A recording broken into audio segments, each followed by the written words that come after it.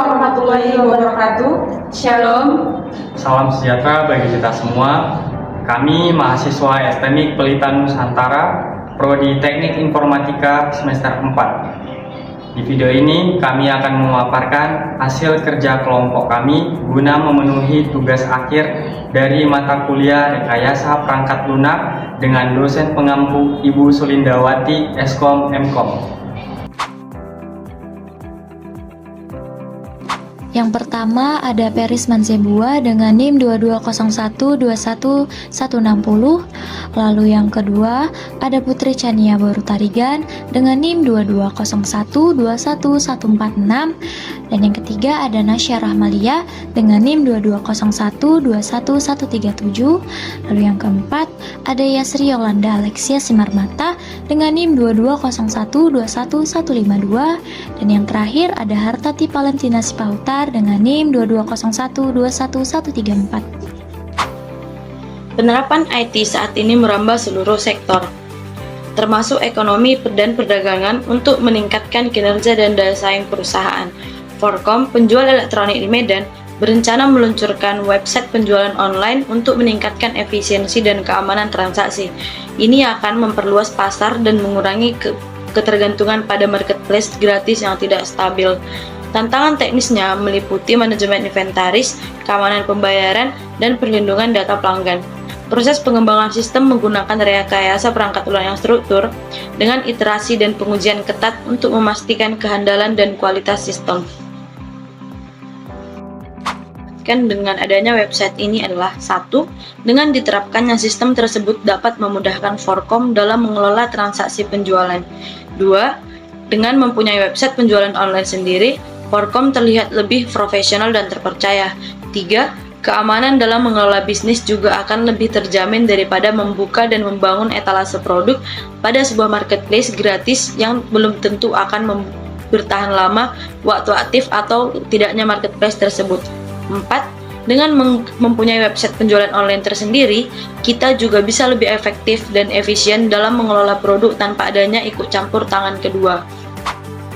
Database atau basis data adalah kumpulan data yang disimpan secara sistematis di dalam sebuah komputer untuk diolah dengan menggunakan perangkat lunak. Pendefinisian basis data mencakup spesifikasi tipe data, struktur data, dan batasan-batasan data yang akan disimpan.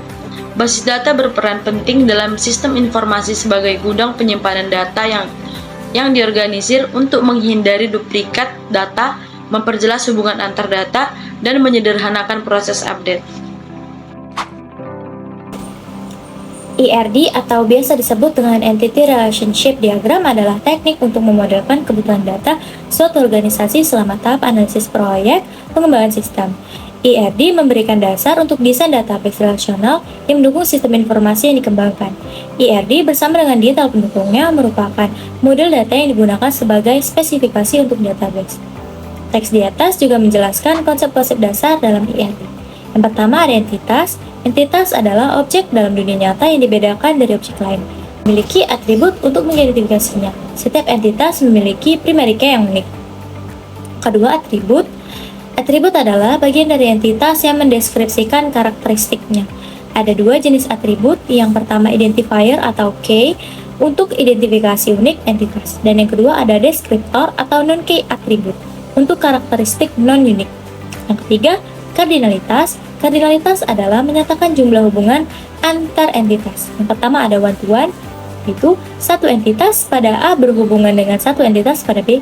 Yang kedua ada one-to-many, satu entitas pada A berhubungan dengan banyak entitas pada B.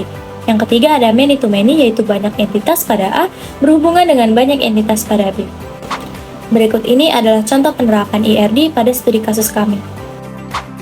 Kemudian UML. UML atau biasa disebut dengan Unified Modeling Language adalah bahasa standar untuk merancang, memodelkan, dan mendokumentasikan sistem perangkat lunak.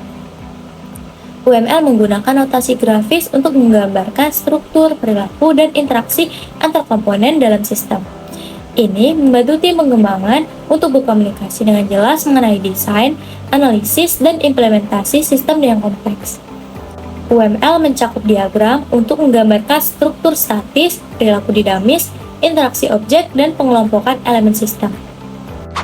UML terbagi dari beberapa jenis. Yang pertama ada use case diagram. Use case diagram adalah suatu urutan interaksi yang saling berkaitan antara sistem dan aktor. Use case dijalankan melalui cara menggambarkan tipe interaksi antara user suatu program atau sistem dengan sistemnya sendiri. Berikut di bawah ini adalah contoh penerapan use case diagram pada studi kasus kami. Kedua, activity diagram. Activity diagram merupakan diagram yang menggambarkan berbagai alir aktivitas dalam suatu sistem, bagaimana masing-masing alir berawal, decision yang mungkin terjadi, dan bagaimana mereka berakhir. Berikut adalah contoh penerapan activity diagram pada studi kasus kami. Ketiga, class diagram.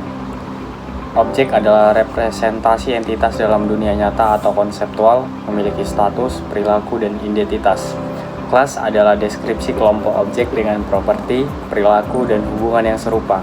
Berfungsi sebagai template untuk membuat objek dalam desain berorientasi objek. Berikut adalah contoh penerapan kelas diagram pada studi kasus kami. Keempat, sequence diagram. Sequence diagram digunakan untuk menggambarkan perilaku pada sebuah skenario. Kegunaannya untuk menunjukkan rangkaian pesan yang dikirim antara objek, juga interaksi antara objek. Sesuatu yang terjadi pada titik tertentu dalam eksekusi sistem. Berikut adalah contoh penerapan sequence diagram pada studi kasus kami.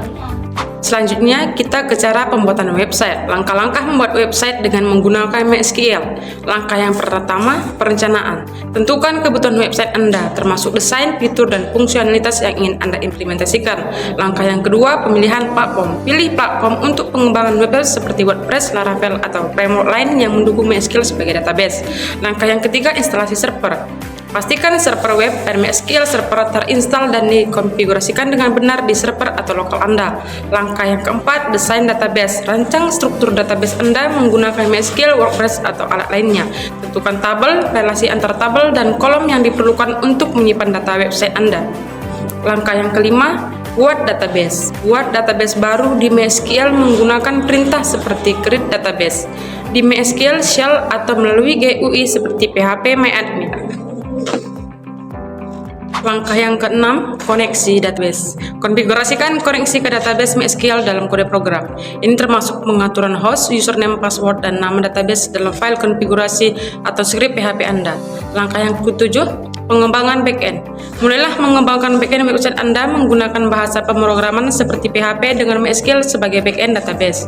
Buat script untuk mengolah data, autentikan pengguna, dan operasi lainnya yang memanfaatkan database. Langkah yang kedelapan, pengembangan front-end. Buat antarmuka pengguna menggunakan HTML, CSS, dan JavaScript. Pastikan antarmuka pengguna terhubung dengan backend untuk mendapatkan dan menampilkan database dari MySQL database. Langkah yang kesembilan, testing. Uji website Anda secara menyeluruh untuk memastikan semua fungsi berjalan dengan baik, termasuk pengujian koneksi database, operasi CRUD, dan keamanan. Langkah yang ke-10, pemeliharaan. Lakukan pemeliharaan teratur, termasuk memperbarui script, mengamankan database, dan menangani pertumbuhan data serta permintaan pengguna. Kesimpulan berdasarkan hasil dan pembahasan dalam penelitian ini, maka dapat disimpulkan sebagai berikut.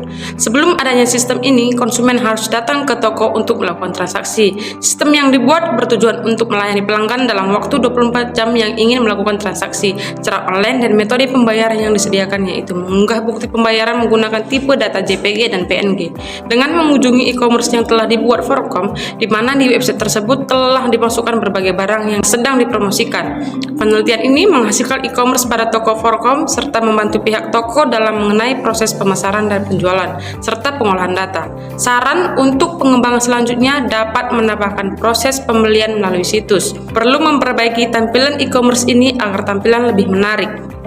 Selanjutnya, implementasi sistem. Terdapat menu login seperti gambar di samping. Dalam menu login admin terdiri dari username dan password. User harus mengisi username dan password agar dapat masuk ke halaman utama aplikasi. Pada menu utama ini akan muncul dashboard admin. Dalam menu utama terdiri dari navbar, profil admin, data kategori, data produk, dan keluhan. Pada bagian ini akan menampilkan profil user untuk melihat data admin, dan terdapat juga pilihan ubah password.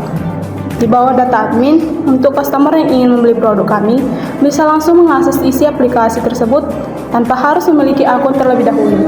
Pada halaman ini, sudah ditampilkan beberapa produk-produk detail.